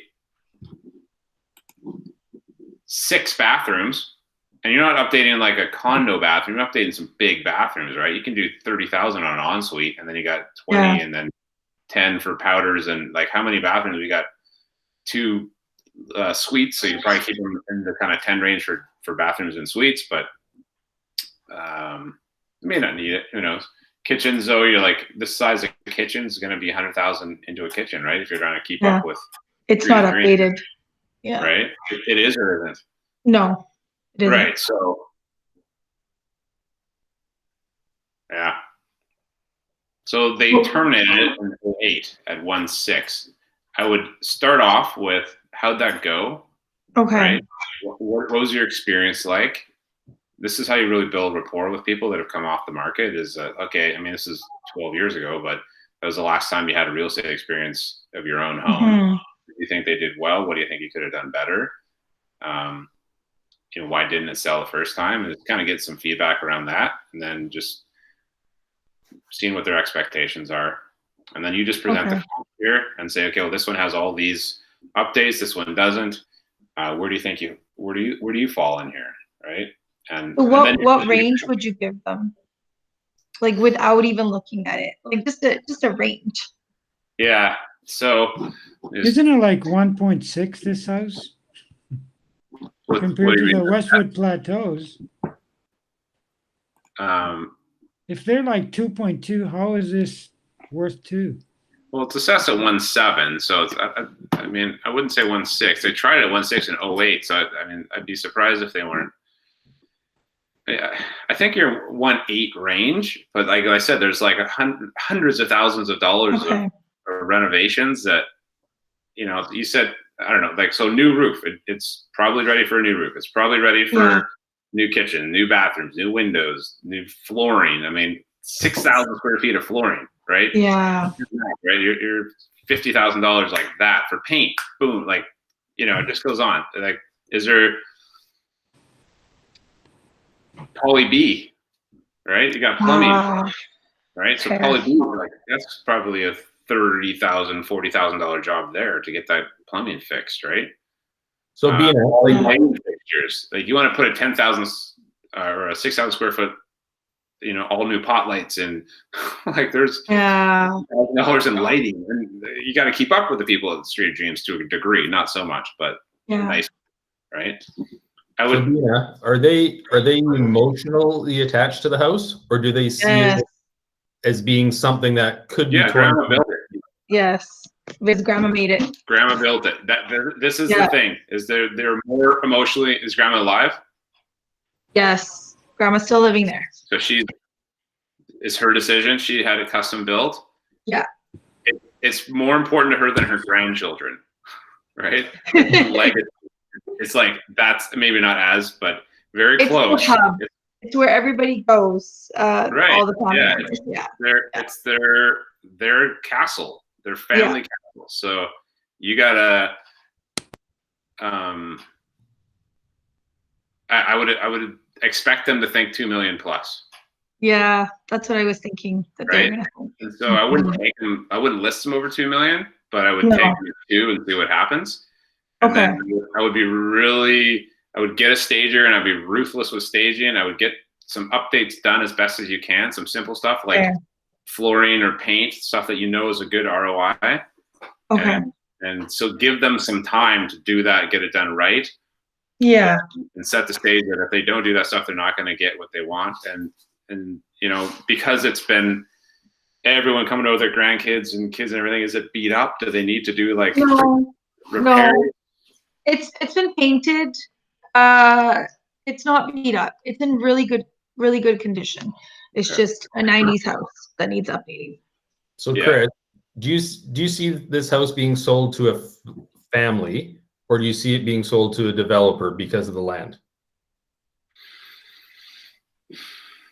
And Grandma's not in the room, so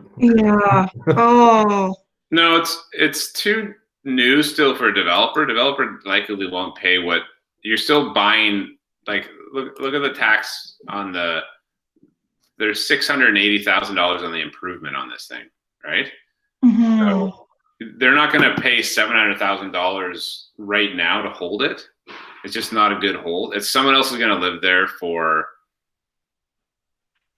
15 years at least still before it's worth that this is deteriorated enough to make it worth what it is. I think so. You're looking for a big family. It's got 2 suites in it, so like that's what you're really promoting, is the ability to like knock off a big chunk of your mortgage.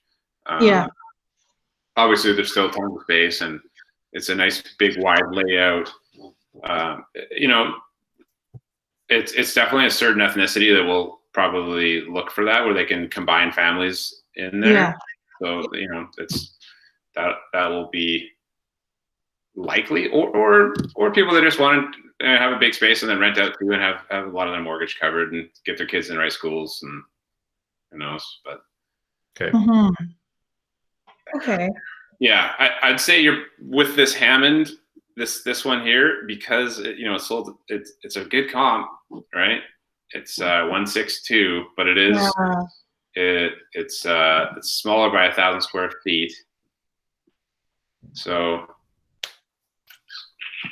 hang on a second. And I think all the other houses, the comparables, were all 3-story. not to.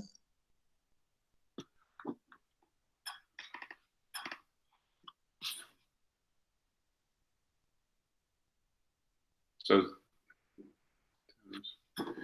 it's 322 per square foot, and you're at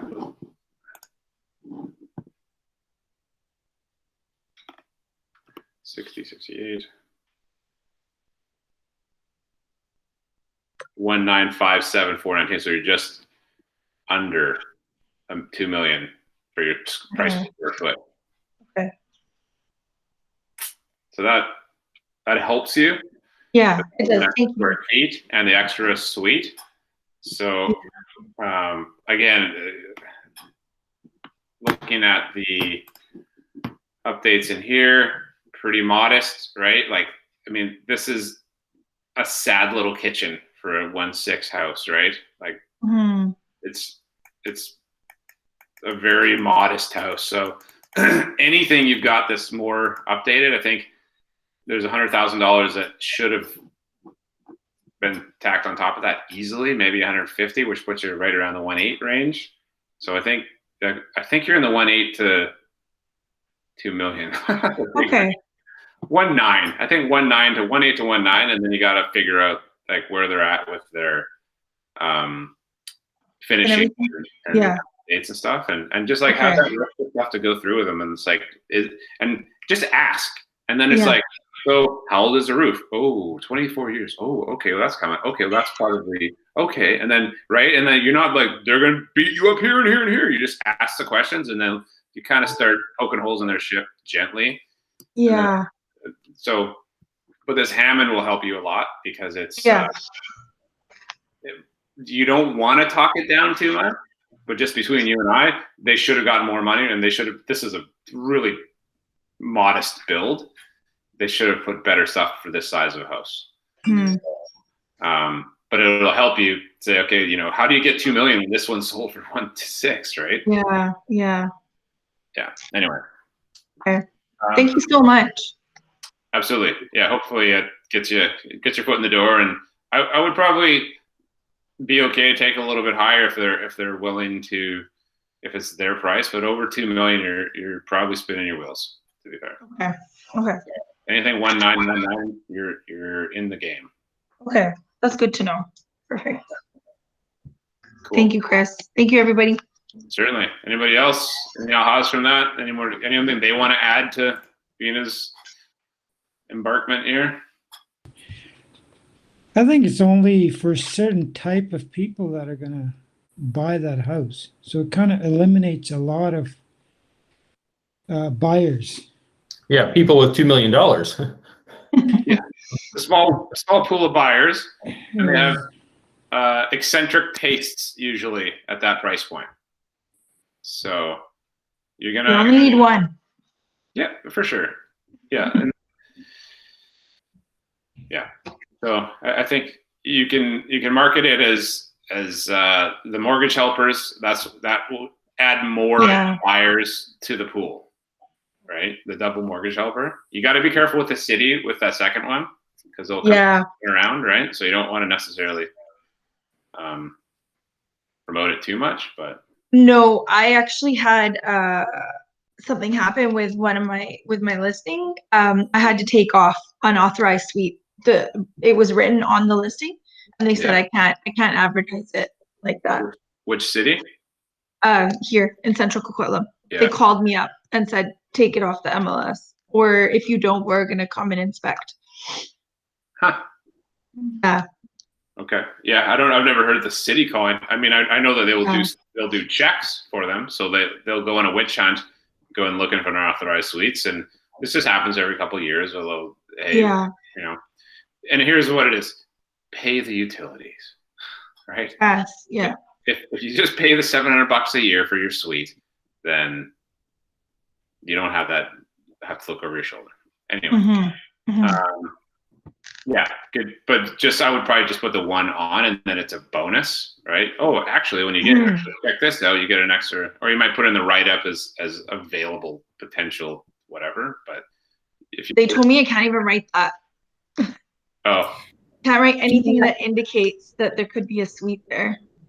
In public comments, you cannot put that. You can only put that in the realtor comments. Okay. Okay. Okay. So anything to do with unauthorized suite, any advertising, any name sold, anything like that, accepted offer, cannot go in the public remarks. You could put or in-law or nanny, right? So you have a legal suite here, I think. Right? You got a legal and an unauthorized. So you have a legal suite, and then that's it. Just get rid of that.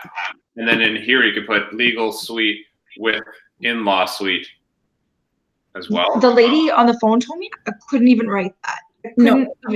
And she said I couldn't tell people that come to view the house, any realtors or anybody, I cannot mention that there could be a potential for a suite or it's a nanny suite or in-law suite. She said I wasn't allowed to even say it or write it on the on MLS anywhere. Well, fair enough. You've been warned, so I probably wouldn't make an enemy there. So just do it here as okay. Okay. So does the city staff go through these listings, and is that how they call you? Sometimes, yeah. Like I said, they'll go on a witch hunt and they'll just start looking. So not always, but they will. So or people complain. Yeah, the reason suites get shut down is parking. Yeah, it's always parking. Who rats out their neighbors for a suite? They don't care unless their neighbors are the suite's having parties and stuff. But it's always because I can't park in front of my house. The damn suite's blocking my driveway. The tenants are too many, whatever, right? So that's the problem. He also said be careful. Other realtors will rat you out as well.